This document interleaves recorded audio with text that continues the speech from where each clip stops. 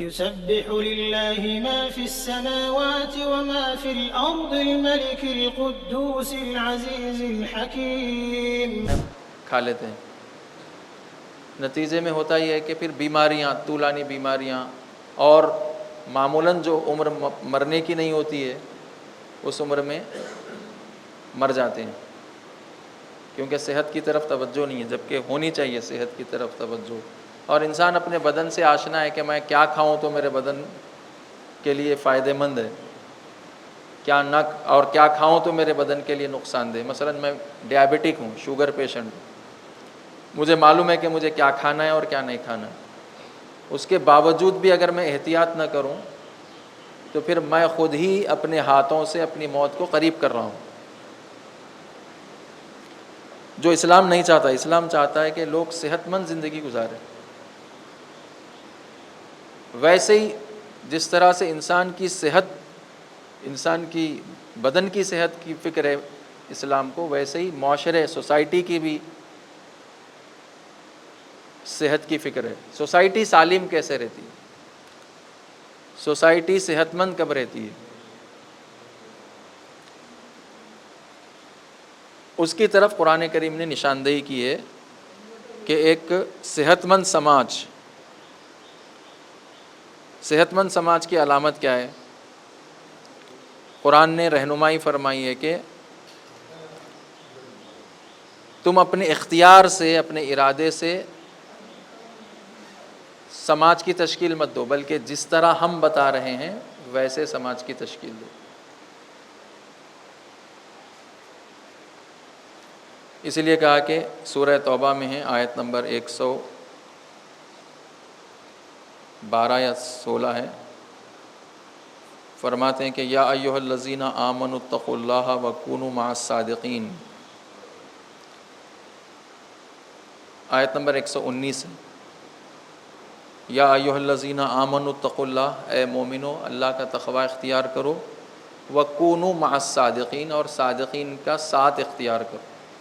کس کے ساتھ رہنا ہے؟ سچوں کے ساتھ رہنا ہے، سچوں کا ساتھ اختیار کرو. یعنی آپ کے سماج میں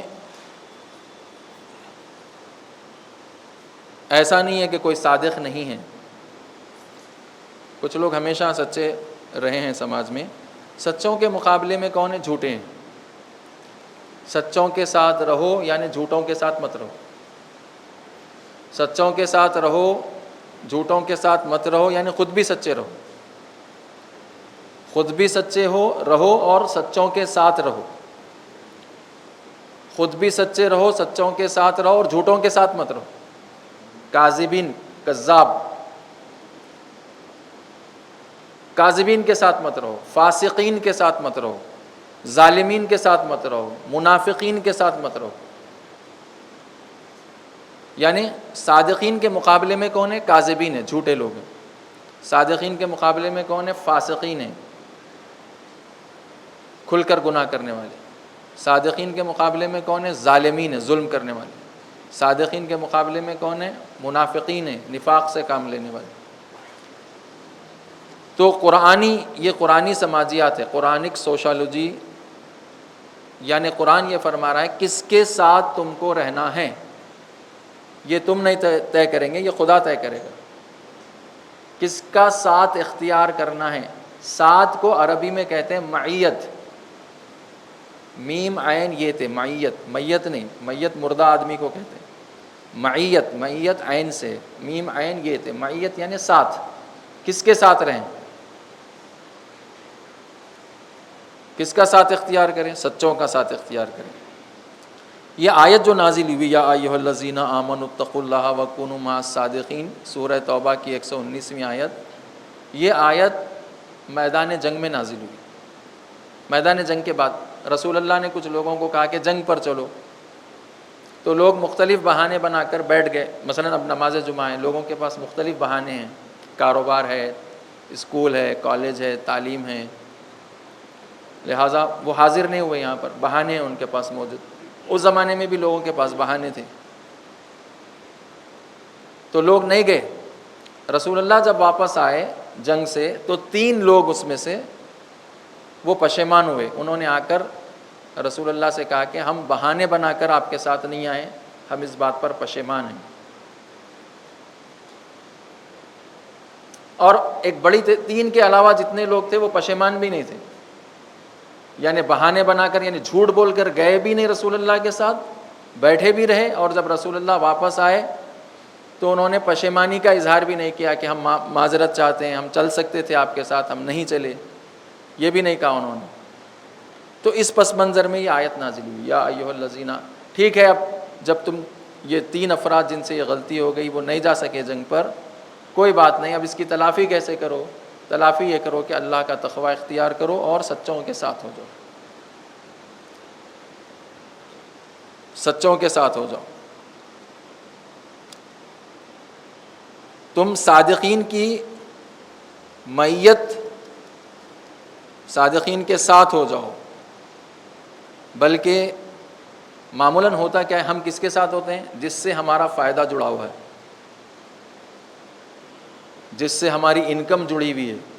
اللہ کہہ رہا ہے تم سچوں کے ساتھ ہو جاؤ، ہم کہہ رہے ہیں ہم ان کے ساتھ جڑیں گے جن سے ہم کو فائدہ ملے گا، تعلقات ان سے برقرار رکھیں گے جن کی ذات سے ہم کو فائدہ پہنچتا رہے گا۔ اس کو کہتے ہیں مفادات۔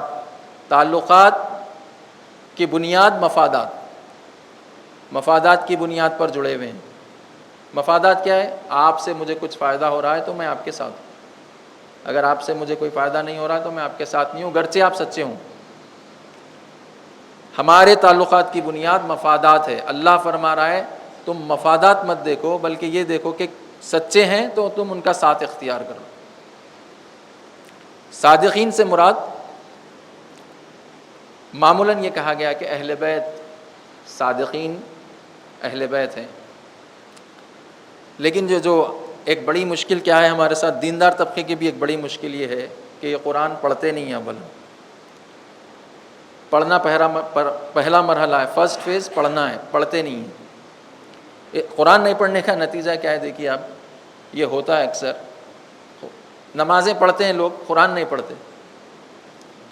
نہیں پڑھنے کا نتیجہ کیا ہے؟ ممبر پر اگر کوئی آ کر قرآن کی غلط آیتیں بھی پڑھے تو یہ سمجھتے ہیں کہ یہ صحیح ہے۔ اس سے پہلے میں نے ایک مثال عرض کی تھی کہ شہر کے مرکزی عزاخانے میں ایک مولانا پڑھ رہے تھے ممبر پر، وہ یہ پڑھ رہے تھے حضرت موسیٰ کا جو واقعہ ہے، حضرت موسیٰ کے مقابلے میں جادوگر آئے، جادوگروں نے رسیاں پھینکی، وہ رسیاں سانپ کی طرح حرکت کرنے لگی۔ اللہ کا حکم ہوا حضرت موسیٰ کو کہ آپ کے ہاتھ میں جو عصا ہے آپ وہ عصا ان کی طرف پھینک دیجئے۔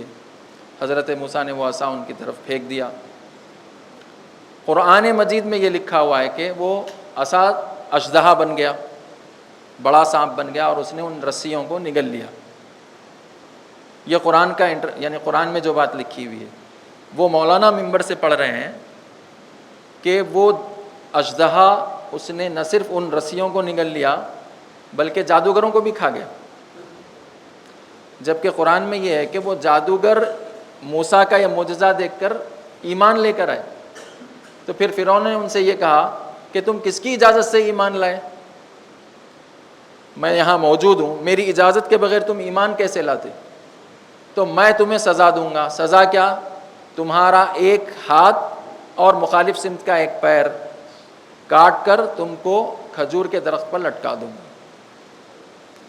لیکن جب یہ مولانا پڑھ رہے تھے ممبر سے کہ وہ اژدہا، عصا اژدہا بن گیا، اژدہے نے رسیوں کو نگل لیا اور جادوگروں کو بھی نگل لیا، تو وہی نیچے جو نمازیں پڑھنے والے ہوتے ہیں مسجدوں میں وہ واہ واہ کر رہے تھے نیچے سے۔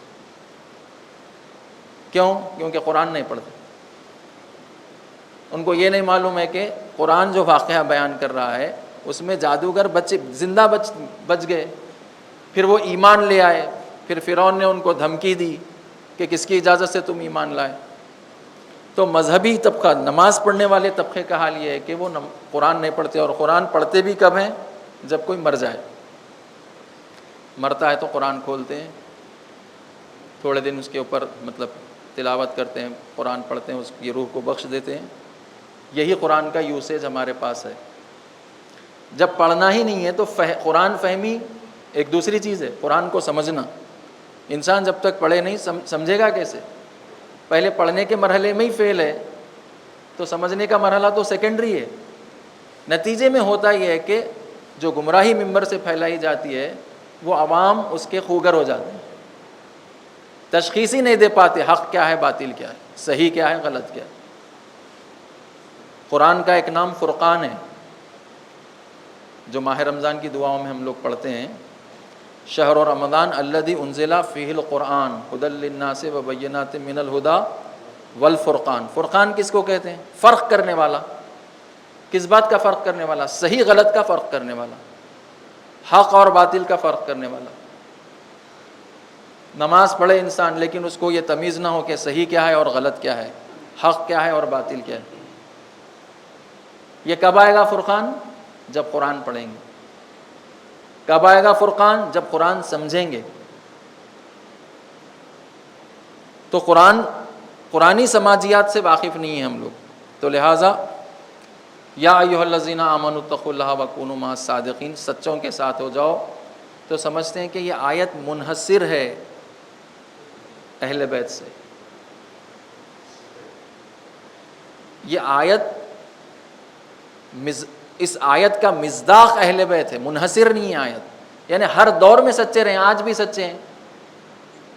کاذبین سے بچنے کی بات ہو رہی ہے، جھوٹوں سے بچو، تو رسول اللہ کے زمانے کے جھوٹوں سے بچو یا آج کے بھی جھوٹوں سے بچو؟ سچوں کے ساتھ ہو جاؤ تو رسول اللہ کے زمانے کے ساتھ سچوں کے ساتھ ہو جاؤ یا آج کے زمانے کے سچوں کے ساتھ ہو جاؤ۔ سچے جھوٹے ہمیشہ رہیں گے۔ رسول اللہ کے زمانے میں بھی سچے لوگ تھے، تو رسول اللہ کے زمانے کے لوگوں کو حکم ہے کہ ان کے زمانے کے سچوں کے ساتھ ہو جاؤ اور ان کے زمانے کے جھوٹوں سے دور ہو جاؤ۔ ویسے آج ہم کو یہ حکم ہے کہ آج ہم اپنے زمانے کے سچوں کے ساتھ ہو جائیں اور اپنے زمانے کے جھوٹوں سے دور ہو جائیں۔ تو یہ روایت جو ہے وہ تفسیر نہیں ہے بلکہ یہ تطبیق ہے روایت۔ جیسے پانی، قرآن نے ماں کہا کہ بھئی ہم نے پانی کے ذریعے سے زمین کو حیات بخشی، بارش ہو نہیں رہی ہے، بہت زمانے سے لوگ کہہ بھی رہے ہیں کہ نماز استسقاء پڑھو، ابھی شاید وہ نوبت نہیں آئی نماز استسقاء پڑھنے کی۔ نماز استسقاء وہ نماز ہے جب بارش نہیں ہوتی ہے تو وہ نماز پڑھی جاتی خاص آداب کے ساتھ تاکہ اللہ رحم کھا کر بارش برسائے۔ تو ابھی صرف دعا پہ اکتفا کرتے ہیں، اگر ضروری ہو جائے تو پھر نماز استسقاء بھی پڑھتے ہیں۔ یہ مسجد میں پڑھ بھی چکے ہیں ہم لوگ، 2008-9 پتہ نہیں کون سا سال تھا وہ، جو مسلسل خشک سالی چل رہی تھی، سوکھا چل رہا تھا، قحط بارش نہیں ہو رہی تھی، تو ایک سال یہاں پہ نماز پڑھنے کی سعادت حاصل رہی۔ نماز استسقاء وہ نماز جو طلب باران، بارش کو طلب کرنے کے لیے پڑھی جاتی ہے۔ پانی جو اللہ نے نازل کیا، اللہ فرما رہا ہے کہ پانی سے ہم نے حیات دی۔ پانی کون سا پانی؟ حوض کا پانی، سمندر کا پانی، بارش کا پانی۔ یہ پانی اللہ نے منشن نہیں کیا، وہ مصداق خود ہم کو تلاش کرنا ہے۔ ویسے ہی سچوں کے ساتھ ہو جاؤ۔ کون سے سچے؟ وہ سچوں کے مصداق کو ہم کو تلاش کرنا ہے۔ وہ مصداق کون ہے؟ ان سچوں میں سب سے بہترین مصداق اہل بیت، سچوں کی سچوں کی بہترین مصداق اہل بیت ہے۔ اچھا، سچے کہتے کس کو ہیں؟ سچا آدمی کون ہے؟ صادق کون ہے؟ صادق وہ ہے جس کا قول، بات اور عمل ایک ہو، قول اور فعل ایک ہو۔ جس کا قول ایک ہے، فعل ایک ہے، کہتا کچھ ہے، کرتا کچھ ہے، تو یہ شخص سچا نہیں ہے۔ قول اور عمل ایک ہو، عمل عقیدے کے مطابق ہو اور عقیدہ حقیقت کے مطابق ہو۔ وَإِلَّا ہمارے عقیدے تو معلوم ہیں، اکثر رسومات کو عقیدہ کہتے ہیں ہم لوگ، رسومات عقیدہ نہیں ہے۔ سچا آدمی کون ہے؟ سچا آدمی وہ ہے جس کا قول اور فعل ایک ہو، جو کہتا ہے وہ کرتا ہے، فعل اس کا، عمل عقیدے کے مطابق ہو، یعنی جو دل میں اس کا عقیدہ ہے اسی کے مطابق اس کا عمل ہے، اور وہ عقیدہ حقیقت کے مطابق ہے، حقیقت سے دور نہیں ہے۔ جھوٹا کون ہے؟ اس کے برعکس، جھوٹا وہ ہے جس کا قول اور فعل ایک نہیں ہے، کہتا کچھ ہے، کرتا کچھ ہے۔ اور اگر ایک ہے بھی عمل عقیدے کے مطابق نہیں ہے، اور اگر عمل عقیدے کے مطابق ہے بھی تو عقیدہ حقیقت کے مطابق نہیں، اس شخص کو کہتے ہیں جھوٹا، کاذب۔ سچوں کے ساتھ ہو جاؤ، جھوٹوں سے دور ہو جاؤ۔ سچا کون ہے؟ جس کا قول اور فعل ایک ہو، اور فعل عقیدے کے مطابق ہو، اور عقیدہ حقیقت کے مطابق ہو۔ اسی لیے سورہ منافقون جو ہم لوگ نماز میں پڑھتے ہیں دوسری رکعت میں، اذا جاءک المنافقون قالوا نشہد انک لرسول اللہ، اے رسول یہ منافق آپ کے پاس آتے ہیں، آ کر آپ سے یہ کہتے ہیں کہ آپ اللہ کے رسول ہیں۔ تو یہ جو منافق کہہ رہا ہے کہ آپ اللہ کے رسول ہیں، جو اس کی زبان پر ہے وہی دل میں ہے اس کے؟ نہیں ہے۔ اسی لیے اللہ کہہ رہا ہے کہ یہ جھوٹے ہیں، یہ کاذب ہیں۔ یہ منافق کیا ہے؟ کاذب ہے، کیونکہ زبان سے کہہ رہے ہیں کہ آپ اللہ کے رسول ہیں، لیکن آپ کو رسول مانتے نہیں ہیں، ان کی زبانوں پر ہے فقط۔ سچوں کے ساتھ ہو جاؤ۔ سچے کون؟ جن کا قول اور فعل ایک ہو۔ تو لہٰذا اب جو ہمارا سماج ہے، سماج پہ نظر کریں، سوسائٹی پہ۔ قرآن کا ایک کام یہی ہے، قرآن یہ کرتا ہے کہ آپ کو اپنی سوسائٹی کا آئینہ دکھاتا ہے کہ آپ کے سماج کا آئینہ کیا ہے۔ سوسائٹی میں آپ بتلائیں، دکان پر جائیں کوئی سامان خریدنے کے لیے، کیا توقع کرتے ہیں آپ دکاندار سے؟ کہ وہ سچ بولے گا۔ ڈاکٹر کے پاس علاج کے لیے جائیں، کیا توقع کرتے ہیں؟ کہ وہ سچ بولے گا۔ اسکول میں تعلیمی ادارے میں جائیں، کیا سمجھتے ہیں؟ کہ وہ لوگ سچ بولیں گے۔ ایسے معاشرے میں ہم رہ رہے ہیں جہاں پر ہر طرف جھوٹ ہے۔ دکاندار جھوٹ بولتا ہے، بیچنے والا جھوٹ بولتا ہے، خریدنے والے جھوٹ بولتے ہیں۔ تو ایسے معاشرے میں کیسے توقع کی جائے کہ آپ سچے بن کے رہیں گے اور آپ کا جھوٹ سے کوئی سروکار نہیں رہے گا؟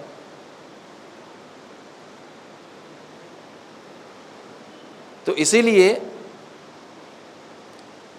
ایک بات یہ مشہور ہے کہ ویسٹرن کنٹریز میں لوگ جھوٹ نہیں بولتے، انگریز جھوٹ نہیں بولتے۔ ویسٹ میں جو رہتے ہیں، مغربی دنیا میں، وہاں پہ جھوٹ نہیں بولتے، اور بات صحیح بھی ہے۔ مثلاً آپ ایک دکاندار سے پوچھیں کہ اس کی اصل قیمت کیا ہے، جھوٹ نہیں بولے گا، آپ کو بتا دے گا اس کی اصل قیمت یہ ہے۔ اس میں کیا ملا ہوا ہے، بتا دے گا آپ کو اس میں کیا ملا ہوا ہے۔ لیکن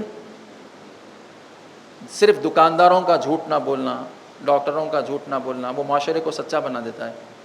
تو پھر اس کا مطلب آج ہم کو مغرب کے ساتھ ہو جانا چاہیے، کیونکہ سچے وہی ہیں۔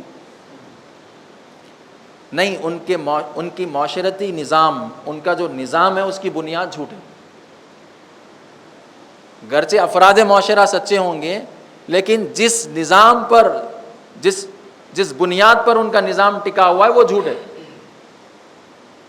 کذب پر ہے۔ تو لہٰذا کسی نے ہم کو روکا نہیں ہے سچا معاشرہ بنانے سے۔ ایک ایسی سوسائٹی جس میں فقط سچ کا بول بالا ہو۔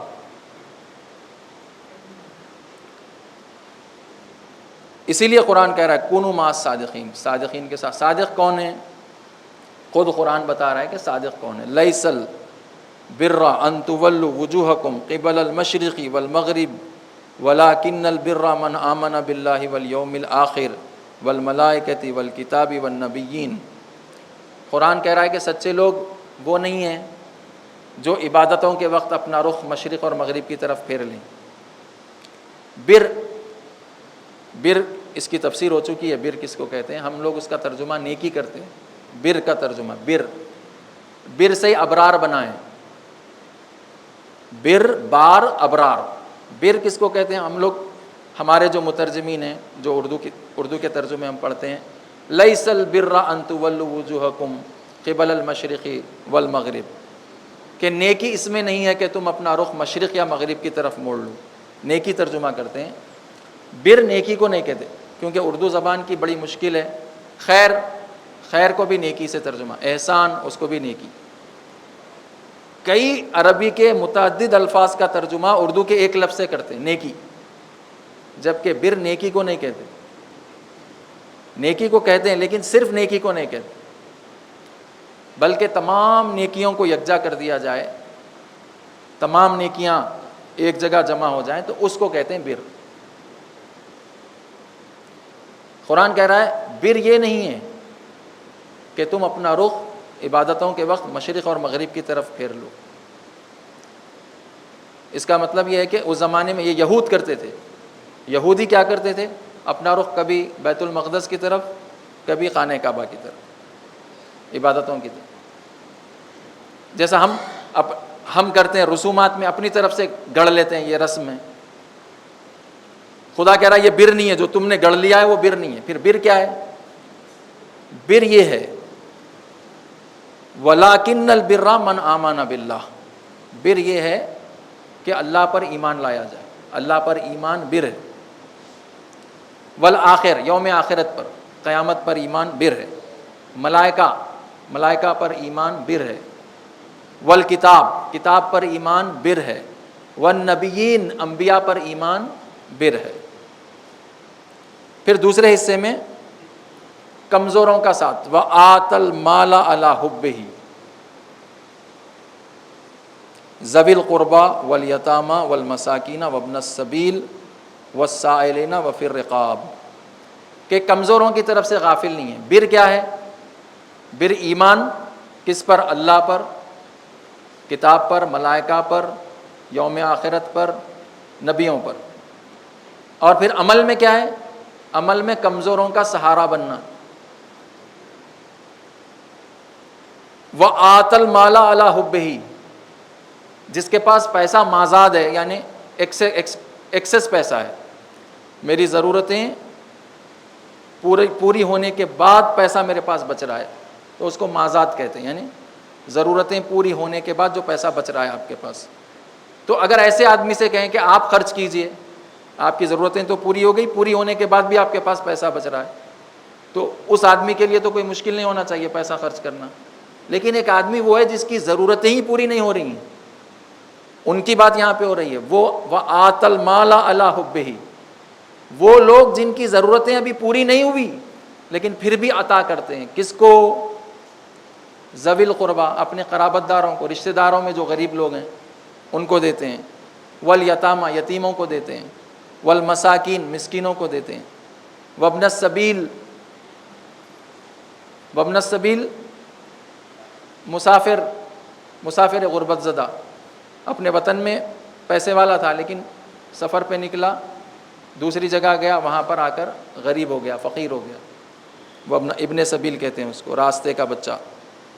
والسائلین، مانگنے والے۔ وفی الرقاب، اور جن کی گردنیں پھنسی ہوئی ہیں، قرضوں کے پھندوں میں پھنسی ہوئی ہیں، سود کے پھندوں میں پھنسی ہوئی ہیں، ان کو کیا کرتے ہیں؟ اپنے پاس سے جو ان کی ضرورت کی چیز ہوتی ہے، ان کی ضرورت ابھی پوری نہیں ہوئی، اس میں سے عطا کرتے ہیں ان کو۔ یہ دوسرا حصہ بر یہ ہے۔ اصل سوال کیا تھا؟ اصل سوال یہ ہے کہ سچے لوگ کون ہیں؟ قرآن کس کو سچے کہہ رہا ہے؟ قرآن کی نظر میں سچے لوگ کون ہیں؟ قرآن کہہ رہا ہے کہ سچے لوگ وہ ہے جو اللہ پر ایمان لائے، یوم آخرت پر ایمان لائے، کتاب پر ایمان لائے، ملائکہ پر ایمان لائے، نبیوں پر ایمان لائے۔ یہ ایمان کا فیز ہو گیا۔ نیکسٹ فیز کیا ہے؟ اور اپنے پاس سے خرچ کرے، اپنے ضرورت کے پیسوں سے خرچ کرے۔ کن پر؟ غریب رشتہ داروں پر، مانگنے والوں کو، جن کے گلے پھنسے ہوئے ہیں، قرضوں میں پھنسے ہوئے ہیں، ان کو دے، مساکین کو دے۔ اور تیسرا حصہ وَأَقَامَ الصَّلَاةَ، عملی چیز، نماز قائم کرے۔ وَآتَ الزَّکَاةَ، زکوٰۃ ادا کرے۔ وَالْمُوفُونَ بِعَہْدِهِمْ اِذَا عَاهَدُوا، اور عہد کو پورا کرے، اپنے وعدے کو پورا کرے جب وہ وعدہ کر لے۔ وَالصَّابِرِينَ وَفِي الْبَأْسَاءِ وَالضَّرَّاءِ وَحِينَ الْبَأْسِ، اور وہ لوگ جو سختیوں میں صبر سے کام لیتے ہیں، استقامت سے ڈٹے ہوئے ہیں، پیچھے نہیں ہٹتے، سختیوں میں ڈٹے ہوئے ہیں۔ وَحِينَ الْبَأْسِ أُولَٰئِكَ الَّذِينَ صَدَقُوا، یہ لوگ سچے ہیں۔ وَأُولَٰئِكَ هُمُ الْمُتَّقُونَ، اور یہی متقی بھی ہیں۔ کون لوگ؟ یہ صفات جن کے پاس ہے، اللہ پر ایمان رکھتے ہیں، قیامت پر ایمان رکھتے ہیں، کتاب پر، نبیوں پر، ملائکہ پر، اور پھر اپنے ضرورت کے پیسوں میں اپنی ضروریات میں سے لوگوں کو دیتے ہیں. کن لوگوں کو دیتے ہیں ان کا ذکر آ گیا. اور پھر اقامہ صلاۃ کرتے ہیں اور زکوٰۃ دیتے ہیں, اور جو وعدہ کرتے ہیں اس کی پابندی کرتے ہیں, اور مصیبتوں میں پیچھے نہیں ہٹتے, مصیبتوں سے گھبرا کے پیچھے نہیں ہٹتے بلکہ مصیبتوں میں ڈٹے ہوئے رہتے, مقابلہ کرتے ہیں مصیبتوں کا, استقامت دکھاتے ہیں. اولئک الذین صدقوا, یہ سچے لوگ ہیں. اولئک هم المتقون, اور یہی متقی ہیں. قرآن ان کو کہہ رہا ہے سچے. ایمان جو ہمارے پاس جو ایمان ہے وہ ذہنی تصور کو ایمان کہتے ہیں. کسی بات کو ذہن میں لا لینا یہ ایمان ہے. ایمان ذہنی تصور کا نام نہیں ہے. ایمان کوئی ذہنی چیز نہیں ہے کہ تھوڑی دیر کے لیے میں ایمان کو ذہن میں لا لوں, ہاں ایمان آ گیا ذہن میں. ایمان ذہنی چیز نہیں ہے, ایمان عملی چیز ہے. ایمان کس کو کہتے ہیں؟ اطمینان کے ساتھ. ابھی اس وقت آپ کو کسی کو کال کرنا ہو, یہاں بیٹھے بیٹھے کسی سے بات کرنی ہو, کوئی اہم پیغام اس تک پہنچانا ہو, کس پر اطمینان ہے آپ کو؟ جیب میں موبائل ہے, موبائل پر اطمینان ہے. تو عملی طور پر موبائل استعمال کریں گے نا, موبائل کو نکال کر کال ملائیں گے. یہ جو اطمینان آپ کو موبائل پر ہے, یہ آپ کا ایمان موبائل پر ہے, کہ جس کو آپ وسیلہ قرار دے رہے ہیں ایک عمل کے لیے. فقط اگر آپ کے ذہن میں موبائل ہے تو کال کر سکیں گے. ذہن میں آپ نے موبائل کو بٹھا لیا ہے, یا موبائل کی تصویر ذہن میں لا لی ہے آپ نے, اس سے کال ہو جائے گا. ایمان یعنی وہ اطمینانی وسیلہ جس کے ذریعے سے انسان اپنا عمل انجام دے, اس کو ایمان کہتے ہیں. ذہنی چیز کا نام ایمان نہیں. انسان ذہن میں کوئی چیز لا لے, ذہنی کانسیپٹ, اس کو ایمان نہیں کہتے. وہ اطمینانی ذریعہ جس کے ذریعے سے انسان عمل انجام دے. اسی لیے سچوں کے ساتھ ہو جاؤ. یا ایھا الذین آمنوا اتقوا اللہ, اے ایمان والو اللہ کا تقوی اختیار کرو. وکونوا مع الصادقین, سچوں کے ساتھ ہو جاؤ. سچے کون ہیں؟ قرآن بیان کر چکا. اور بھی بہت سی آیتیں ہیں, انشاءاللہ بعد میں عرض کریں گے. ایک روایت ہے چوتھے امام سے, امام زین العابدین علیہ السلام سے,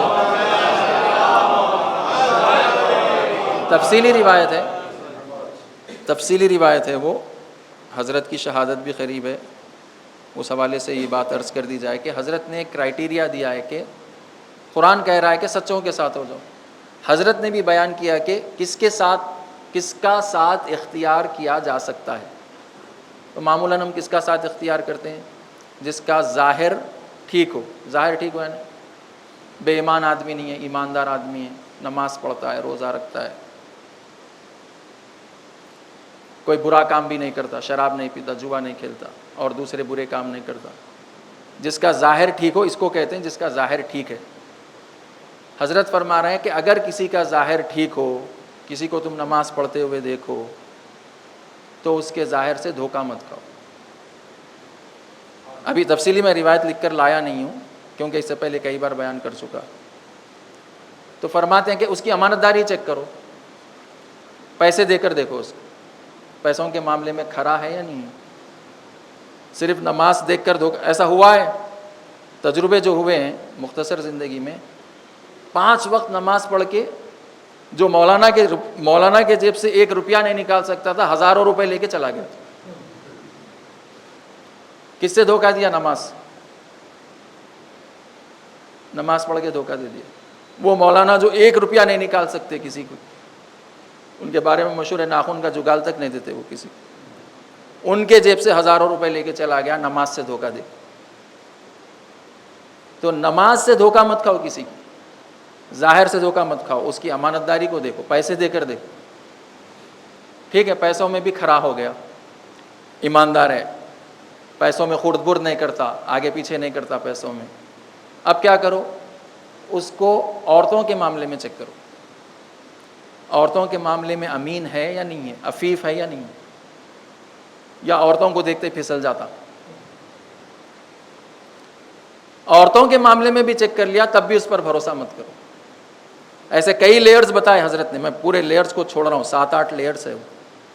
آخری بات جو حضرت نے فرمائی، آخری بات اس میں یہ دیکھو کہ اس کے اندر حب ریاست ہے یا نہیں ہے۔ حب ریاست یعنی شہرت طلبی، شہرت کا جذبہ ہے نا، ہم میں سے بہت سے لوگوں میں، اور محرم میں بہت زیادہ ابھر جاتا ہے شہرت کا جذبہ۔ مجلس کروانی ہے، کیوں کروانی ہے؟ شہرت ہے مجلس کے ذریعے سے مشہور ہو جائیں گے، شہرت کا جذبہ۔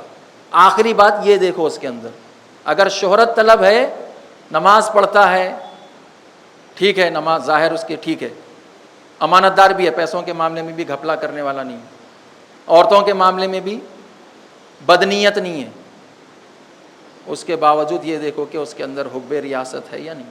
اگر حب ریاست ہے تو ایسے کا ساتھ اختیار مت کرو، شہرت طلب۔ قرآن کہہ رہا ہے سچوں کے ساتھ ہو جاؤ۔ اسی لیے ہم فوراً جو فیصلہ کرتے، رسول اللہ کے ایک صحابی کا انتقال ہو گیا تو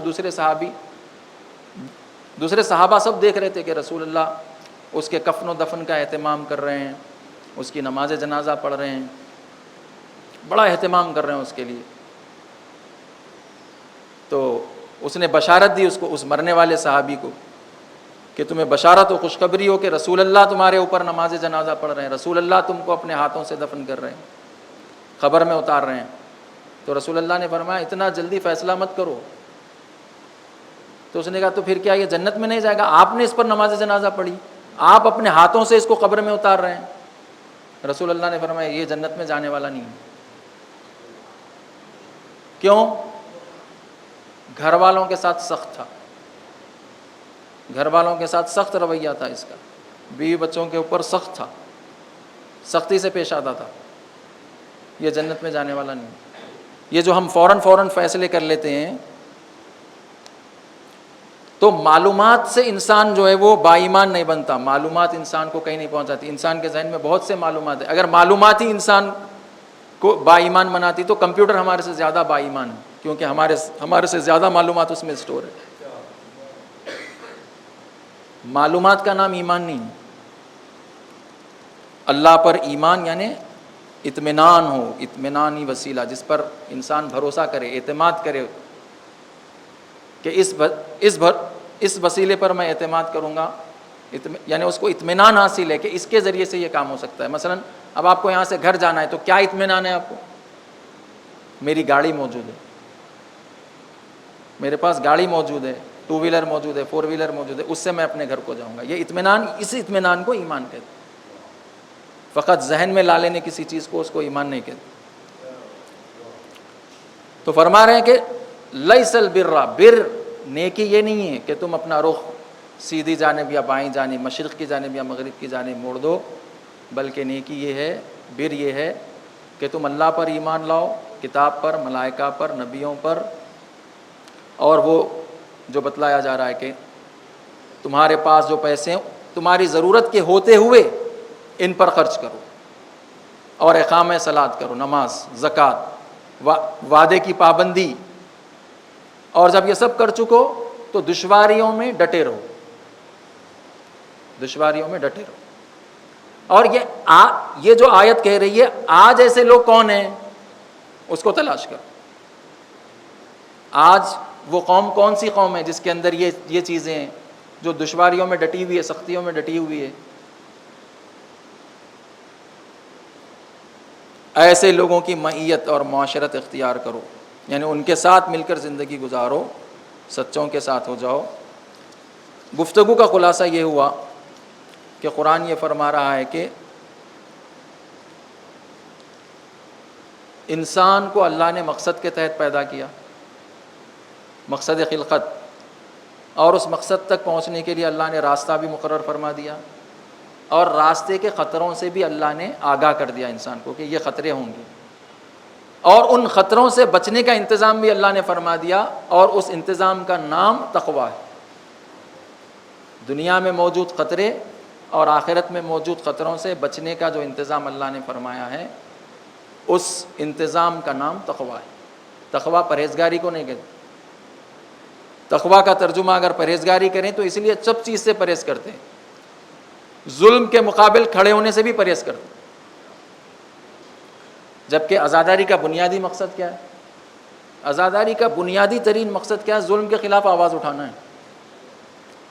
یعنی یہ نوحہ، مرثیہ، سلام، سوز جو بھی پڑھا جا رہا، حدیث، سب کا بنیادی مقصد یہ ہے کہ ظلم کے خلاف آواز اٹھایا جائے، کیونکہ امام حسین کو ظلم کے ساتھ شہید کر دیا گیا.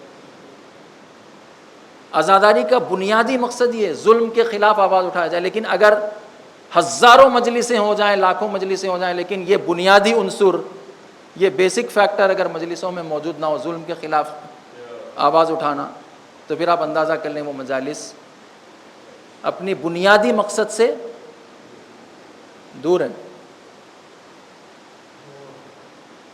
تو قرآن یہ فرما رہا ہے کہ انسان کی جو اصل زندگی ہے وہ معاشرتی زندگی ہے. انسان اکیلا نہیں رہ سکتا. اللہ نے اس کو ماں باپ کے ذریعے سے پیدا کیا، پھر بھائی بہن بھی ہے اس کے، رشتہ دار ہے، پھر اس کی شادی ہوگی، وہ رشتہ دار الگ بنیں گے. تو انسان کو اللہ نے سماج میں رہنے کے لیے پیدا کیا. انسان کی اصل زندگی اس کی سماجی زندگی ہے. تو سماجی زندگی کا ایک بنیادی اصول قرآن یہ فرما رہا ہے کہ ساتھ تم کو اختیار کرنا ہے. سماج میں تم کو رہنا ہے. کس کے ساتھ رہنا ہے؟ کن لوگوں کے ساتھ رہنا ہے؟ قرآن کہہ رہا ہے سچوں کے ساتھ رہنا ہے. سچوں کا ساتھ اختیار کرو. جو لوگ سچے ہیں ان کا ساتھ اختیار کرو. تو پھر کیا کرو؟ جھوٹوں کا ساتھ اختیار مت کرو، ظالموں کا ساتھ اختیار مت کرو. یہ بنیادی اصول قرآن فرما رہا ہے. پروردگار ہم سب کو سچائی اختیار کرنے اور سچائی کے راستے پر چلنے اور سچائی پر جینے اور سچائی پر مرنے کی توفیق عطا فرمائے. اعوذ باللہ من الشیطان الرجیم. بسم اللہ الرحمن الرحیم. انا اعطیناک الکوثر فصل لربک وانحر. علیکم ورحمۃ اللہ. اعوذ باللہ من الشیطان الرجیم. بسم اللہ الرحمن الرحیم. الحمد للہ نحمدہ ونستعینہ ونؤمن بہ ونتوکل علیہ ونشہد ان لا الہ الا اللہ وحدہ لا شریک لہ وان محمدا عبدہ ورسولہ صلوات اللہ وسلامہ علیہ وآلہ ومغفرتہ ورضوانہ. اللہم صلی علی محمد عبدک ورسولک ونبیک صلاۃ نامیۃ زاکیۃ ترفع بہا درجۃ وتبین بہا فضلا. وصلی علی محمد وآل محمد وبارک علی محمد وآل محمد کما صلیت وبارکت وترحمت علی ابراہیم وآل ابراہیم انک حمید مجید. اللہم صلی علی خاتم الانبیاء محمد المصطفیٰ صلی اللہ علیہ وآلہ وسلم.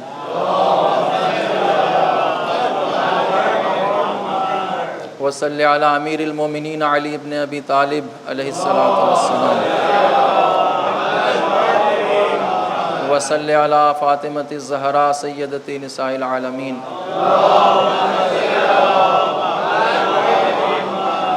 وصلی علی الحسن والحسین سیدی شباب اہل الجنہ.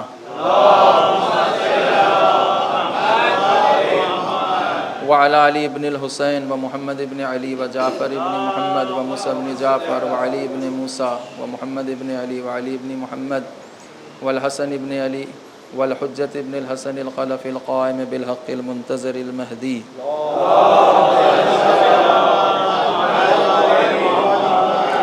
عجل اللہ تعالی فرجہ الشریف. اللہم ذب کفرۃ اہل الکتاب الذین یصدون عن سبیلک ویجحدون آیاتک ویکذبون رسولک. اللہم خالف بین کلمتہم والق الرعب فی قلوبہم وانزل علیہم رجزک ونقمتک وباسک الذی لا ترد عن القوم المجرمین. اللہم انصر جیوش المسلمین وسرایاہم ومرابطہم فی مشارق الارض ومغاربہا انک علی کل شیء قدیر.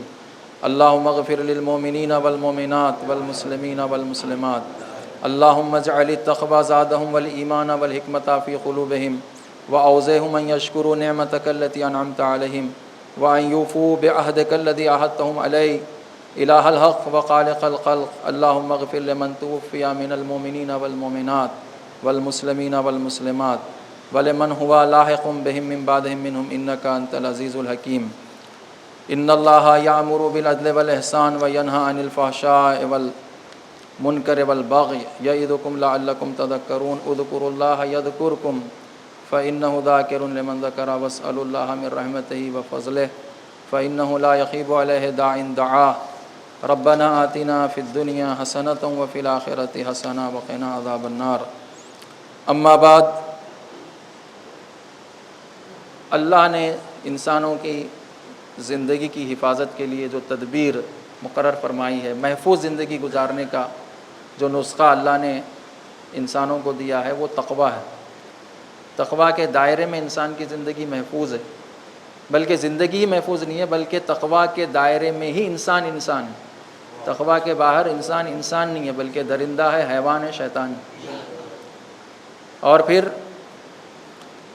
یہ شیطان اور درندہ جب درندگی دکھاتا ہے تو درندے جو ہوتے ہیں وہ شرما جاتے ہیں۔ جو غزہ میں ہو رہا ہے، ہر دن 100 آدمی ایوریج، ہر دن 100 آدمی مارے جا رہے ہیں، اور امت مسلمہ کا ان کے مقابلے میں رد عمل کیا ہے؟ یعنی کلمہ پڑھنے والے بے تقویٰ اور کلمہ نہیں پڑھنے والے بے تقویٰ، دونوں بے تقویٰ طبقے ہیں۔ ان میں 3 طبقے ہیں۔ اب یہ جو ظلم ہو رہا ہے، ظلم کے سامنے 3 طبقے ہیں۔ ایک وہ درندے جو بنے ہوئے ہیں، جو بے تقویٰ ہے، جو کلمہ پڑھے بغیر بے تقویٰ ہے، خونخوار اکثریت ہے ان کی، پوری مغربی دنیا ان کے ساتھ ہے، امریکہ ان کے ساتھ ہے۔ دوسرا طبقہ منافق، کلمہ پڑھنے والے بے تقویٰ۔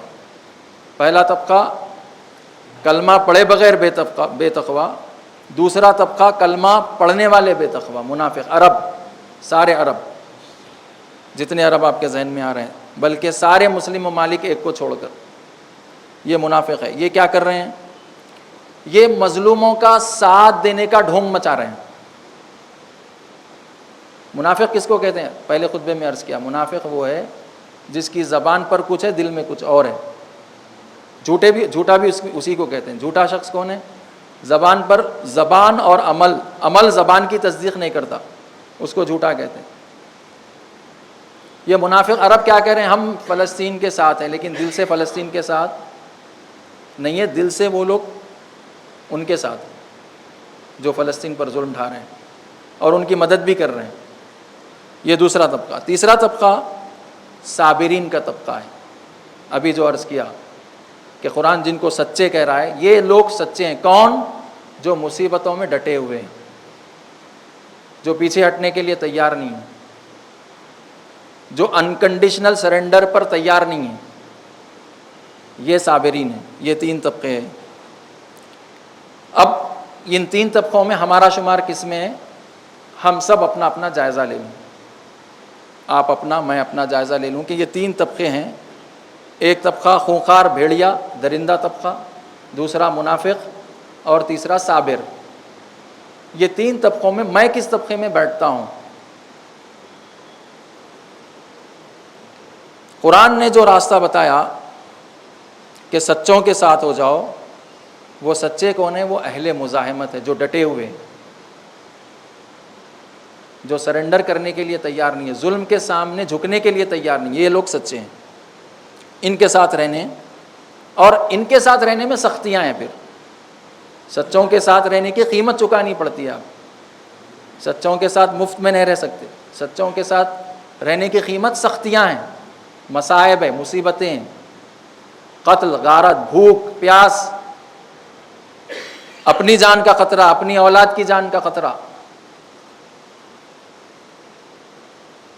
قرآن مجید میں وَمِنَ النَّاسِ مَن يَقُولُ آمَنَّا بِاللَّهِ فَإِذَا أُوذِيَ فِي اللَّهِ جَعَلَ فِتْنَةً لِلنَّاسِ كَعَذَابِ اللَّهِ وَلَئِن جَاءَ نَصْرٌ مِّن رَّبِّكَ لَيَقُولُنَّ إِنَّا كُنَّا مَعَكُمْ أَوَلَيْسَ اللَّهُ بِعَالِمٍ بِمَا فِي صُدُورِ الْعَالَمِينَ وَلَيَعْلَمَنَّ اللَّهُ الَّذِينَ آمَنُوا وَلَيَعْلَمَنَّ الْمُنَافِقِينَ۔ مومنین میں کچھ ایسے ہیں جو دعویٰ کرتے ہیں کہ ہم ایمان لائے، وَمِنَ النَّاسِ مَن يَقُولُ آمَنَّا، جو زبان سے کہتے ہیں کہ ہم مومن ہیں، فَإِذَا أُوذِيَ فِي اللَّهِ، لیکن جب اللہ کی راہ میں کوئی مصیبت ان پر آتی ہے تو جعل فتنة الناس كعذاب اللہ، لوگوں سے یہ کہتے ہیں کہ اللہ کی طرف سے عذاب آ گیا، اللہ کی طرف سے عذاب آ گیا۔ اور وَلَئِن جَاءَ نَصْرٌ مِّن رَّبِّكَ، اور اگر اللہ کی نصرت آ جائے، مدد آ جائے، لَيَقُولُنَّ إِنَّا كُنَّا مَعَكُمْ، کہتے ہیں ہم آپ کے ساتھ ہیں۔ صبر کرنے والوں کے، یعنی مصیبتوں پر جو ڈٹے ہوئے ہیں ان کے ساتھ ہے۔ کہتے ہیں ہم آپ کے ساتھ ہیں۔ اولیس اللہ بعلم ما فی صدور العالمین، کیا یہ لوگ نہیں جانتے کہ ان کے سینوں میں جو بات چھپی ہوئی ہے اللہ اس سے بے خبر ہے؟ اللہ نہیں جانتا ہے اس بات کو کہ جو دلوں میں چھپائے ہوئے ہیں۔ وَلَيَعْلَمَنَّ اللَّهُ الَّذِينَ آمَنُوا، اور اللہ مومنوں کو بھی جانتا ہے۔ وَلَيَعْلَمَنَّ الْمُنَافِقِينَ، اللہ مومن کون ہے منافق کون ہے دونوں کو جانتا ہے۔ جو یہ ڈھونگ مچا رہے ہیں کہ ہم مظلوموں کے ساتھ ہیں، اللہ ان کو بھی جانتا ہے، اور جو سچے دل سے اللہ کی راہ میں مظلوموں کے ساتھ کھڑے ہوئے ہیں اور جو پریشانیاں اور مصائب مظلوم برداشت کر رہے ہیں وہ بھی برداشت کر رہے ہیں، اللہ ان دونوں طبقوں کو جانتا ہے۔ اللہ مومنین کو بھی جانتا ہے، اللہ منافقین کو بھی جانتا ہے، فرق جانتا ہے اللہ دونوں کے درمیان۔ تو منافق جو ہیں وہ ہیں جو کافروں کے در پر جاتے ہیں۔ منافق کون ہے؟ کچھ بھی ہوتے ہی امریکہ کے در پہ جاتے ہیں۔ یہ جو حملہ ایران پر ہوا، 12 دن کی جو جنگ ہوئی، اس سے پہلے ہی تو ٹرمپ آیا تھا ان کے پاس، سب نے کہا کہ ہماری حکومتیں سیف ہے، جتنا پیسہ چاہے لو، ہم سے لے لو، ہماری حکومتوں کو سیف کر دو۔ اسرائیل اور امریکہ جو جنگ لڑتے ہیں وہ اپنے خرچے پہ نہیں لڑتے، وہ سارا خرچہ عرب برداشت کرتے ہیں، جس کو قرآن کیا کہہ رہا ہے؟ منافق، وہ جو مظلوموں کے ساتھ کھڑے ہونے کا ڈھونگ رچاتے ہیں۔ اس کے نتیجے میں امریکہ ان کو کیا فراہم کرتا ہے؟ ان کی حکومتوں کو سیف کر دیتا ہے۔ تو تم جو ہے وہ کہتے ہیں تم ہمارا راستہ اختیار کرو، لتبعنا، تم ہمارا راستہ اختیار کرو۔ جب تم ہمارا راستہ اختیار کرو گے تو تمہاری خطاؤں کا بوجھ ہم اٹھا لیں گے۔ یہ کفار کہتے ہیں کہ تم ہمارے راستے پہ آ جاؤ۔ ہمارا راستہ کیا ہے؟ ہمارا راستہ ظلم کرنا ہے، بے دفاع لوگوں پر ظلم کرنا ہے۔ تم ہمارے راستے پر آ جاؤ تو تمہاری خطاؤں کا بوجھ ہم اٹھا لیں گے۔ تو اللہ جانتا ہے کہ مومن کون ہے اور منافق کون ہے۔ گفتگو کا خلاصہ یہ کہ اللہ کہہ رہا ہے کہ سچوں کے ساتھ ہو جاؤ۔ سچے کون ہیں؟ سچے وہ ہیں جو ڈٹے ہوئے ہیں، جو جمے ہوئے ہیں اپنی جگہ پر، جو پیچھے ہٹنے کے لیے تیار نہیں ہیں اور ظلم کو برداشت کرنے کے لیے تیار نہیں ہیں۔ اور عرض کیا کہ عزاداری کا چونکہ زمانہ ہے، عزاداری کا بنیادی مقصد ہی یہ ہے، ظلم کے خلاف، ظالم کے خلاف آواز اٹھانا، چاہے جس لیول کا ظالم ہو، ظالم چھوٹے لیول کا ہو، ظالم میڈیم لیول کا ہو، ظالم اونچے لیول کا ہو، بنیادی ترین مقصد اس کا یہی عزاداری۔ اب آپ دیکھ لیں وہ مقصد کس حد تک ہم پورا کر رہے ہیں اپنی عزاداریوں میں۔ جو بنیادی مقصد ہے عزاداری کا، ظلم کے خلاف۔ کون سا ظلم؟ وہ جو سید الشہداء پر ہوا تھا اس زمانے میں وہ ظلم، اور اس کے بعد جتنے ظلم ہوتے آ رہے ہیں اور آج جو ظلم ہو رہا ہے، ہر زمانے میں ہونے والے ظلم کے خلاف آواز اٹھانا یہ عزاداری کا بنیادی فریضہ ہے۔ کس حد تک ادا ہو رہا ہے وہ آپ ہم سب مل کر جائزہ لیں اس کا، کس حد تک وہ کام ہو رہا ہے۔ اللہ ہم سب کو توفیق عنایت فرمائے۔ اعوذ باللہ من الشیطان الرجیم، بسم اللہ